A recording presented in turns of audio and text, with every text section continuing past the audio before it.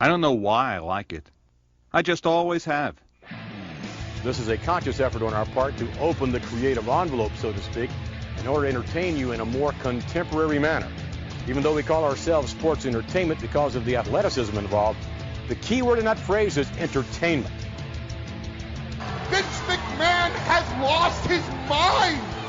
The man doesn't have it anymore.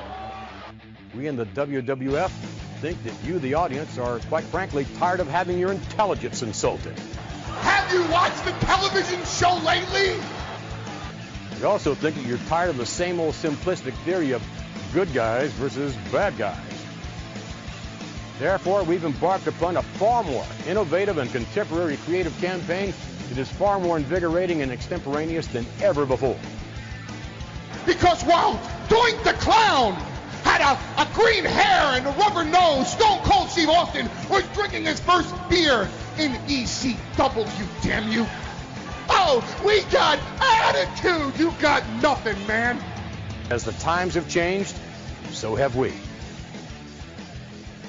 Welcome back to Beyond the Beermat, the podcast that may have technical difficulties from time to time, but still won't quite be as painful as taking a bump into the corner when you're not ready for it. My name is Stuart Quigley. Alongside me is Bill. And this podcast, we need to get stuck in straight away to a world that is very pertinent right now, seeing as we've had an influx of followers from Twitter. If this is your first time listening to Beyond the Beermat, thank you for coming along. This week, we're going to be delving into what is right now more important than ever. The internet has changed this business so many times over. And, I mean, we just go from here now. It couldn't survive without it at the minute. Yeah, so it's completely changed the industry, hasn't it? If we go back to the beginning, when we were at school, we dial onto the internet once a week, 50p for 15 minutes, and then find out the raw results. And then you move forward into the world of social media where everyone's got an opinion. Right or wrong, everyone's got an opinion. Yeah, so there's two different things really, aren't there? I mean, there's this internet websites, you get your spoilers and future storylines. And I mean, it even delves into the world of contract info and who's signing, who's been released. You can find out who's been released in, what 10 minutes now? Wrestling is not exempt from this. It's an industry among many that has seen, as the internet has changed everything really, you get more information about any given topic that you care to look at. And what it's done as we've grown up, and one of the reasons why we're absolutely on top of this to talk about today, is because we literally, as you just described, have gone through the whole process. What happened back in the day, Raw was shown live on a Monday night in the US. Mm-hmm. We had to wait until Friday night.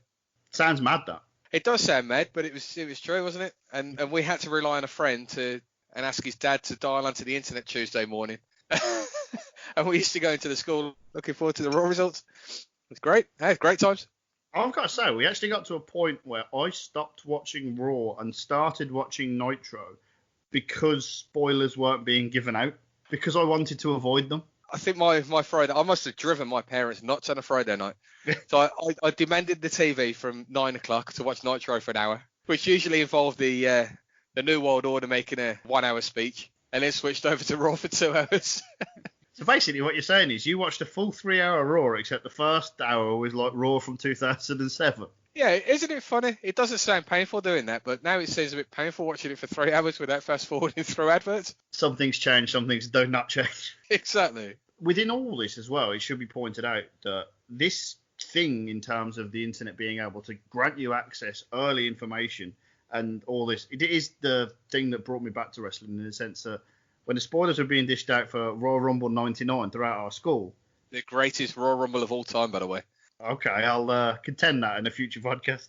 But as these results were being handed out, everyone was looking around and going, Vince McMahon? No, surely not. And then that sort of took a thought in my brain, and then the next thing you know, I'm on the internet looking at all this stuff and finding out this new world that's changed a lot since I used to get the 1990 sticker album with Hulk Hogan and the Ultimate Warrior shinies. You still got that?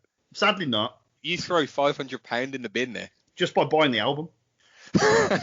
Good point. You got about 40 shiny Hulk Hogan's, do you? Yeah, it's just solidly Hulk Hogan's all the way through.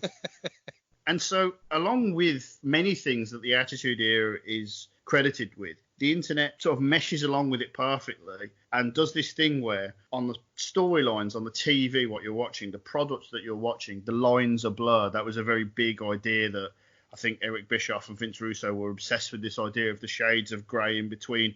There's no good guys or bad guys. That whole thing of you just cheer for who you want, so long as you get a reaction. That's something that they even go down to today.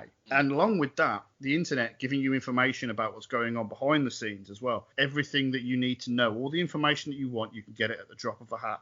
And between the two of them, kills kayfabe stone dead. Oh, completely. Even back in 2010, we went to the Royal Rumble. We had to avoid the internet for a week in case we saw any spoilers. As soon as someone's spotted in the airport, that information is right there ready for anyone that wants to access.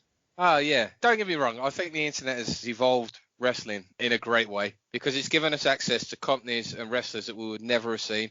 I cannot tell you how big of a deal it was for me personally when WCW folded.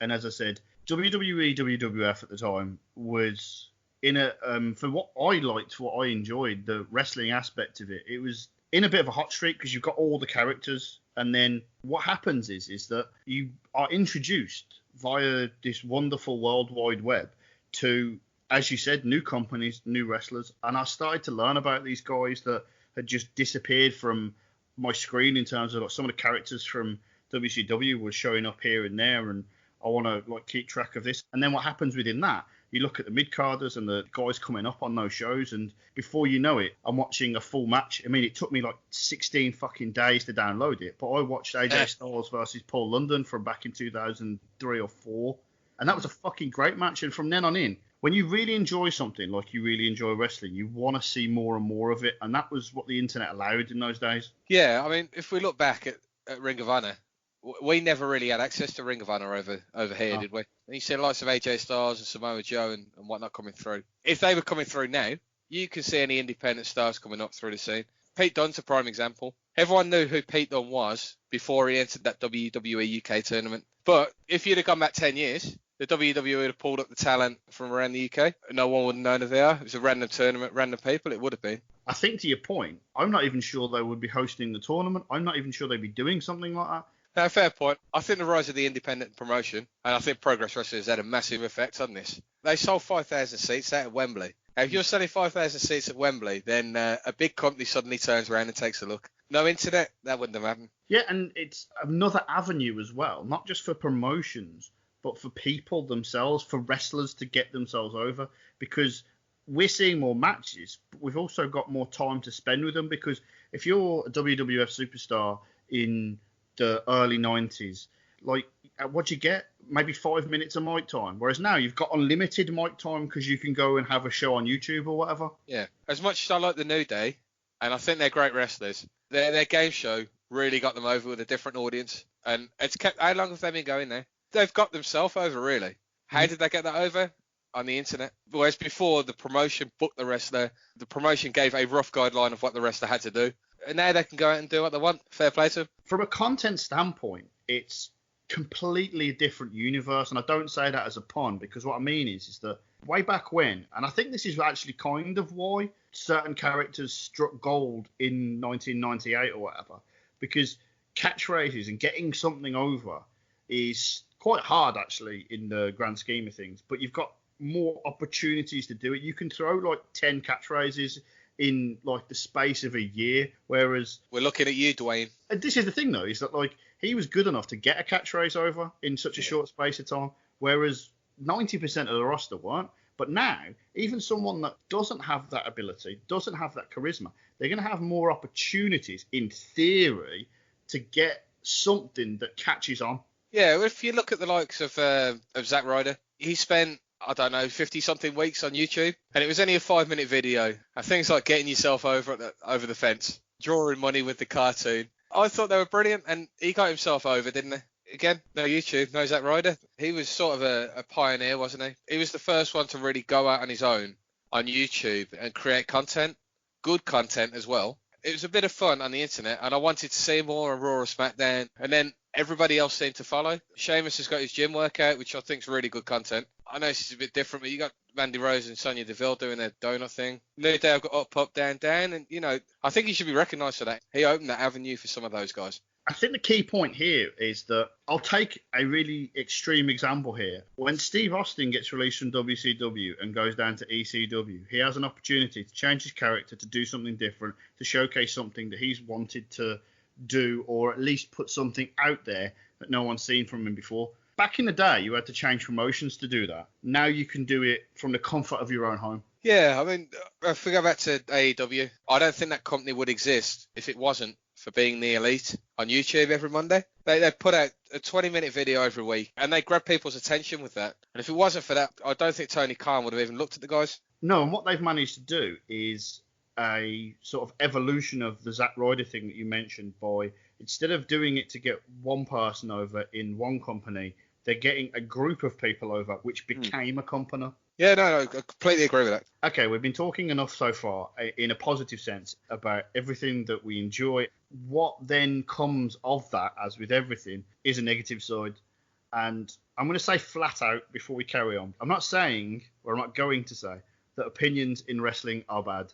But the more opinions you hear, the likelier you're going to hear a bad one. As we move forward through the internet era, we get to social media, and social media has allowed a platform for many different people to talk about wrestling that perhaps shouldn't. Are you referring to me? I feel heartbroken, I'm going to be honest. Yeah, no, basically, we've done 38 episodes, and this is the point where it's like, no, fuck you all. Fair point. But you know what I mean? It's a case of we had an opportunity to expand our horizons back in the early 2000s and see all these new wrestlers that we never had a chance to see. And then we had a chance to write these opinions down. The precursor to social media is forums. You would go to a wrestling forum and you would log in and say, oh my God, I think Hulk Hogan is shit, because there is certain opinions that are prevalent throughout. And forums are one thing, because what you have to do is you have to go to a forum, you have to go out of your way to first of all register and then do all this. And typing Hulk Hogan's a bit of a dickhead doesn't actually take that long. Whereas social media, everyone has it. And anyone that's watched wrestling their entire life, or someone that's just watched wrestling for the first time, they both have the opportunity to express their opinion. That's what happens. We just hear the voices of literally everyone. It's funny you should say about the wrestling forums, because I actually packed up going on a particular forum because it was so negative, and I was sick of reading it every single week. If you don't like the product, no one's putting a gun to your head and forcing you to watch it. I didn't come onto this forum to read the reason that John Cena was worse than Adolf Hitler for some reason. I gotta be honest with you, like, what year was this? It's like 2005. It's 1947. Sorry. It's absolutely hilarious that you mentioned that, because the first thing I've got written down here in my notes is one of the first times I noticed this was the reaction to John Cena on a big time level, in terms of the furore and the anger that was leveled at him. Completely ridiculously went from behind the screen of a keyboard to in the arena. And that was the first time I'd seen it. Looking back, I actually feel sorry for the guy, because the hate was completely unjust. Mm-hmm. Everybody loved his rapper gimmick, got behind him, and they gave him the US title. And before he won the world title, for some reason, the internet decided he was no longer their fanboy. It was almost like they'd got him over. They're going to take him down. We were at house show around this time, and the person that he was fighting was JBL. And I remember looking around with absolute incredulity that, like, you're saying to me that Bradshaw has more moves than John Cena. I'm just not having it. Clothesline. He drove a car down to the ring. That's 2 moves. Yes, okay, I'll let you have that. Takes his hat off every match. I guess that's a move as well. Yes. I never understood the hate for John Cena. He was a good wrestler. He was one of the best workers on the mic. Why do you hate him? The thing that I don't think anyone else realised is that John Cena, I think from his debut to winning his first world title, it was around about, I'm going to get the timeline slightly wrong, but it's around about 3 years, might have been 4, in that ballpark, somewhere around that time. Steve Austin and The Rock only had 4 years as a run at that level. The idea of these timelines just didn't work anymore. Like, if you go back and look at the 80s and like Hogan or whoever as 8 years with the belt, that's inconceivable. And this idea that John Cena, who had actually spent a lot of time working his way up the card, and it wasn't like he just debuted like the Giant and won the world title on his first night. It seemed to me what it was this idea that when he was the up-and-coming guy, he was fine in the eyes of everyone else. And then as soon as you became the guy, you go look elsewhere. And I get that. Being mainstream is never cool. That's fine. But what added to it and what became not only just the thing for John Cena, but for WWE and the internet going forward, was that they knew better than the company. If you just turn John Cena heel, if you just do this, you'll be fine. Yeah, I think that's a problem, isn't it? As much as I love Facebook and Twitter and social media in general, it enabled people that never had a voice. They've suddenly got a voice and they think they're the loudest person on the internet and their opinion's correct. And if they don't like Roman Reigns because he's got long hair and better looking than them, it's your fucking problem. Just enjoy the wrestling. Stop getting angry at these people that are doing their job.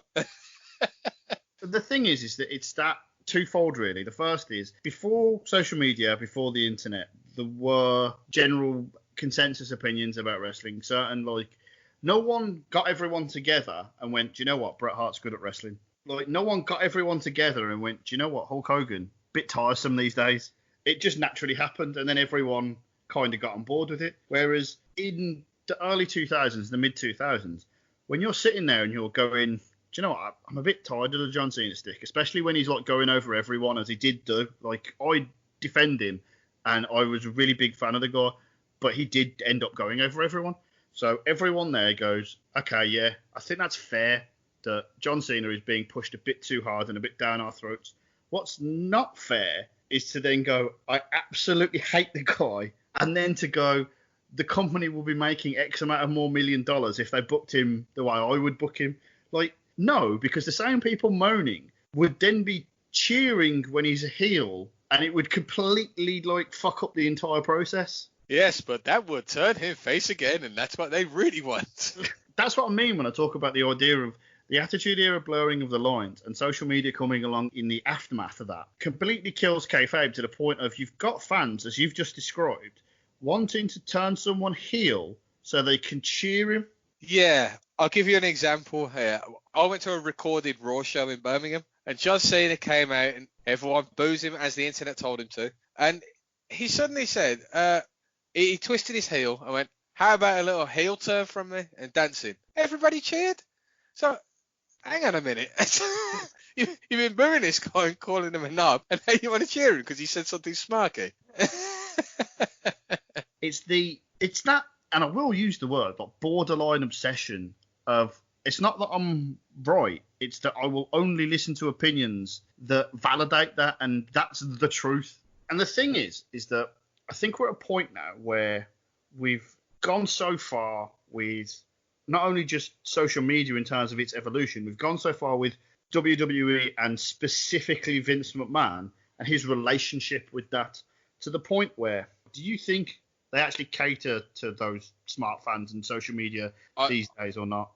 I think they're doing certain storylines. Daniel Bryan at WrestleMania 30. If that wasn't for the internet, that main event would have been Randy Orton versus Batista. I think the internet opinion is spread into the live crowd. Well, that's the key to it, really, because it can't just stay on the internet. It has to actually translate. And Daniel Bryan might be one of the few examples of where everybody's of the same mind. I think the comparison I used earlier, where it's like nobody told everybody back in the day about Bret Hart. Nobody told everyone about Daniel Bryan. Daniel Bryan told everyone himself. Like, he did the talking. Yeah. He got himself over here, you're right. But I think the point I make is that I think, if we are to say this at least, that they lean into the perceptions and the thoughts of the social media, internet fans, the smarks, if you want to call it that. Sometimes they go against it on purpose to the detriment of the product. They do like to stick the middle finger up at what is the most vocal and rabid proportion of their fan base. I would say that the fans don't always get it right. WWE, Vince McMahon, doesn't always get it right. But the key thing to this that I'm very interested in looking at is, if you supplant everything that's going on now, back in the day, back in the 90s, back in the Attitude Era, would the product have been better or worse? It would have been far worse, wouldn't it? Yes. It's far worse. I mean, don't get me wrong. This isn't just the internet. Times have changed as well. Yeah. But can you imagine Kai and Tai tying up Val Venus and, well, chopping his PP off? Their words. Can you imagine the backlash on the internet now? Oh my God, he tied him up and hit him with a sword. Or can you imagine the Mae Young hand birth? Oh my God, I wanted John Cena to be the father, not Mark Henry, and a hand was born. I don't think anyone would have wanted John Cena to be. No one wanted hand to be born anyway, to be honest. You just mentioned the idea of WWE pushing the envelope, the phrase they love to say. It is kind of funny how they love to sort of sit on that as it was a good thing back in the day, whereas literally it would take 10 seconds right now for that to get cancelled. 10. You are being far too generous. The other thing is as well that the product has changed not just in its content in terms of it going from all the way extreme to PG to PG-13, but it extended in the fact that it's wrestling content rather than 15 run-ins, and the idea that the purists, you would think if you took the product now versus then, you would look at the product now and go, it's actually much better. I've been saying this to you for a while. I don't think Raw, things have changed in the past few weeks. Before they stopped performing in front of live crowds, I don't think the Raw show was that bad. I think they've been putting a good product on for a while. In terms of the wrestling quality, even in pre-corona... Pre-corona sounds like a new calendar you've just made up. But overall, in terms of the last 12 months, while the booking has been questionable and while people have looked at it from a standpoint of this is almost to the point of you're giving me the middle finger and telling me to stop watching, daring me to stop watching, the actual talent they've got and the actual, when they want to do it, wrestling that has been put on is light years ahead of anything that was put out in 1998. Oh, by a mile. If you watch WrestleMania, they put on a good show, bar 1 or 2 matches. I think the majority of that card was solid. But, I mean, if you go back to 98, if as much as everyone loves Stone Cold Steve Austin, I love the guy as my bloody hero back in the day. If you put him now, that gimmick wouldn't have got over because it would have been all right for a year. Then the internet would have, wow, shouldn't be drinking beer that much. Oh, I wish he'd stop flipping his middle finger off. Or alternatively, I wish he stopped burying the mid-card because no one could get near him. To be fair, that mid-card sucked. Look back at the HM, their mid-card sucked. All I'll say is it did its job because it made the guys at the top look amazing. It helped that the guys at the top were amazing, but I feel like the top guys in 98 would have been treated very differently on the internet. Ironically, Triple H would have been treated exactly the same. What are you talking about? He's treated like a hero now. He's like the NXT guy. He didn't steal people's thunder or bury a certain person at WrestleMania 19 or anything. It is funny, actually, in terms of wrestling history, the career of Triple H on the internet is as diverse a journey as any wrestler's career in the actual ring. This is extremely controversial, right? You know these Mount Rushmores of wrestling? I would have Triple H on mine. I think he's a great wrestler. He's always been a great talker. All right, he's screwed a few people over. But what he's done for NXT, he deserves his place on that. I think it's a shout, but I think it's a shout that depends on the next 10 to 15 years. And I ultimately think he will just come up short because I don't think he ever had that many memorable feuds. He didn't, to be fair. Memorable for the right reasons. I was just about to mention Mr. T. Not the A-Team guy, the Booker. Ah, yes. Bar that, I suppose his only memorable feud was against The Rock. He's one against Stone Cold when he paid someone to run Stone Cold over. It was a bit of a damp squib. Which is interesting, given that he's literally committed manslaughter. Technically, Rikishi committed manslaughter. He was just attempted manslaughter, I should point out for any legal people out there. Yeah, good point. He didn't do anything. He also didn't go through a drive-through when he drugged someone. There you go. I'll tell you what, he's off my Mount Rushmore now. He's drugged and run people over. He's off it. Forget it. But if he gets Aleister Black over, that's it. He's back on. Chip that Ric Flair face right off. Yeah, definitely.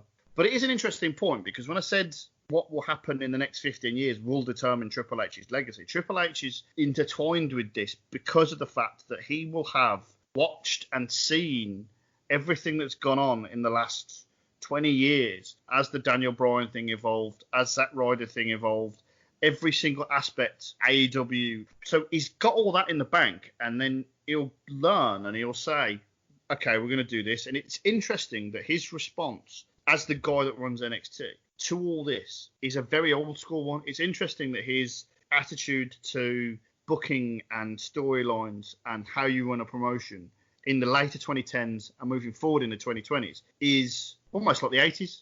Let's run it back even further. I don't know if you saw a video in the past couple of weeks. It was following Triple H around his office, and on the wall of his office is an NWA heavyweight championship. Mm-hmm. And I think that says a lot, that the old territory belt is on his wall and he's running a WWE show in an old school manner. Because if he's got that on his wall, it means something to him, Mm-hmm. which means the territory system meant something to him. But what I think is surprising is that you're looking at a brave new world in terms of all the opportunities we talked about before in wrestling, everything you can get now that you didn't have back in the day, that something so rooted in the past would work, would translate.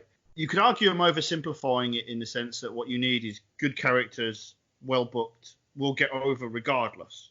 Yeah.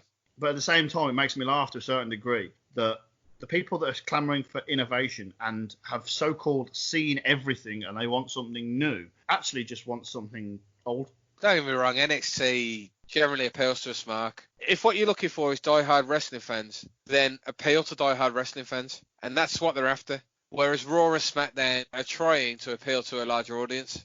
Family base, you bring your kids down and families watch SmackDown on Fox. That's what they're looking for. Which is the reason why I don't think Vince McMahon will trust Triple H with the company. I think he thinks he's going to try and turn it into an old school wrestling company, and that's not what he wants. He's never wanted an old school wrestling company. Is there a possibility that Vince McMahon fears being turned into WCW NWO? I think he fears being turned into NWA, which I suppose is WCW, yeah? Yeah, I think he does fear the company turning into an old school wrestling company, which is what a die-hard wrestling fan would want. But when we go back to normal, would that sell 20,000 seats out in an arena? On a 5-day week, 6 days a week? Probably not. And I think that's what he fears. That's why he likes going with the bolder characters with the colours on, just seeing the bright colours and things. That's why I think he appeals to that. Yeah, it's a very easy thing to say that as wrestling fans, we want a certain style. But at the end of the day, if you're not making enough money on that, the company will go down and won't exist in the way we want it to. So for it to exist, it has to cater to broader audiences fundamentally. The question I did want to ask as we sort of wrap this up, though, is in the instance I described, when you're talking about the internet in wrestling's biggest period of success, what Triple H has to take into account is the mistakes of the past in terms of listening to fans when you need to listen to fans and going your own way when you want to go your own way. One of the things that's fascinating about the 90s in terms of character development and whatnot, for example, WCW have been able to right the ship if the internet had been as vocal at the time? No, they were going down regardless, weren't they? At the end of the day, there's only so many leaks you can patch. Yeah. You know how WWE got saved by what you're talking about, the main event of WrestleMania 30? Yeah. The fans eventually got through to them. Could they have got through to WCW? No, because I think they were going down the path of reality mixed with wrestling. That can only stick with you for so long. That isn't going to carry you through 10, 20 years. If you look at Scott Steiner's promotion when he joined the NWO, to Scott Steiner's promo when the promotion ended, they were the same promo, weren't they? People get bored if they hear the same thing over and over and over. And the longer that company went on, I don't think it evolved enough. I don't think the gimmicks evolved enough. The opinions on the internet would have got worse, I think. I actually think what they did is, and what the death of it was, to a certain degree, is they catered too much to that. They were doing this idea of like, these smart terms like shoot and work and face and heel, and we're going to use them on commentary to include you because you're smarter than the fans and all this. And what it does is, okay, yeah, a certain portion of that audience was included, but what you're doing is excluding a huge proportion of that audience. And also, when I'm talking about the lines of kayfabe being killed completely, what kills kayfabe completely is WCW commentators, or commentators in general, because it's not exclusive to them, saying everything on the show is fake apart from this bit. Yeah, we're talking about the Vince Russo Goldberg storyline here. Yeah. That was, I didn't like that. B, I thought that was the most ridiculous thing I've ever seen on a wrestling show. Yeah, we're definitely booking this wrestling show, but I'm going to go shoot, and I'm not really going to shoot because I'm still booking it. Sorry, mate, you sound like a confused idiot. Make your mind up. Are you shoot or are you bloody fake? Make your mind up. It just sort of bombarded the casual viewer with terms and contradiction in terms of what they were watching on the screen. But we already knew those terms. When they say it once, great, I love it. When he said it twice, yeah. In fact, have you seen that South Park where they swear? And they introduce one swear, it's, oh, bloody hell, that's cool. Then they introduce two, oh, yeah. And then they introduce 10, as like, yeah. It's not really got the same effect anymore. I think that's the route they were going down, and it was always going to cause a problem.